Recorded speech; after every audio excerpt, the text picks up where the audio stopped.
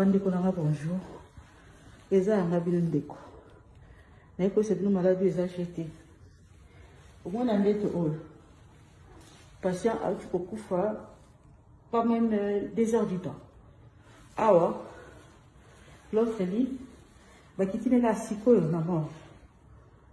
Siko ngai nazo désinfecter. Na singa no bandeko nanga pardon tozo kufa. Ebele bazo kufa ebele. Ebele eza kuto osamba te. Bolo bateka akete ezo mikolo. Tozo na 2 jeunes a. 2 jeunes baza na 16 ans. Baza vraiment gravement malade. Deuxième chose, potika na bandako. Ba jeune bova na bandako vraiment. Bolo batezo zoka bala mikie mikolo te. Na bana mikie tozo na bango en hôpital. Tozo na bango en hôpital. To sambela makasi. Maladie vraiment est très sérieuse. Na buto sunana nzambe mawani kitela biso pour biso tozo na hôpital awa. Tozo mona tous les jours. L'hôpital fait déjà mi balé. Na tongo, l'après-midi soumis balé. Donc le lundi c'est bandi boy. Tu te sais ça na ba 20h. To ko bima subato. Osko na koti na chambre oyo pour ba na ko désinfecter à moi. Bon mon chambre ba accueillir déjà ba petit bango pour toi na voir que ba morte. Les interviews. On est en train de dire pas image là. On a désinfecté chambre. Au moins de la chi boy. Tina se kama aussi ça. Ndena yebi ndeto longolaka. Nyoso to banda kolonga na sima. Ezo ya liboso. On touche pas devant. Ndeto zabu. Bovana bandako. Pardon, mana nzambe ezali kona bino. Et ne va pas na moni ba jeune de na trame. Ça ne va pas na tongo. Ça ne va pas plus tout ça là. C'est qui? Entre, tu as déjà habillé?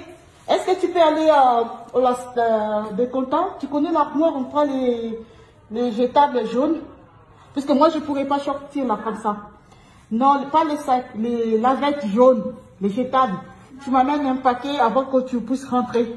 Puisque quand tu rentres, tu les fermes tout de suite la porte, d'accord? Fais vite, on va commencer, je t'attends. Fais vite. Voilà. Nous avons un collègue qui nous a expliqué, nous a formé.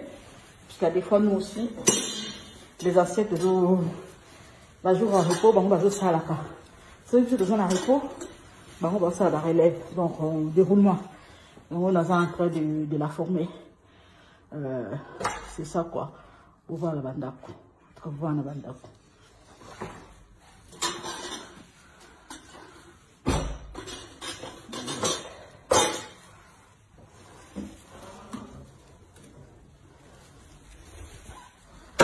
En plus, ça va plus aux autres fois, pour la volonté. Basu yokapa, balaki sur tenue on a la lati. On tenue on a la lati. Donc on l'a taillé. Basu les jette, la tu on a c'est. Tu pars comme ça, on lui touche pas. Tout ce qui t'appartient, on lui jette. Dès le moment où on a vu des chambres, on a jeté tout. Babilamba la bango, bilou la bango, nous sommes en voiture. Bande koto mi batila, vous voyez en bandako. So ça nous le ça la terre, cherche toi. Tala terre ça na ba mususu. Senga maona nzambe na bande kope bazana ba situation oyo tozana bango awa. Mawaneza aliko na bango. Abikisa, abatela. Pardon bande kuna ngai. Eza sérieuse. À plus.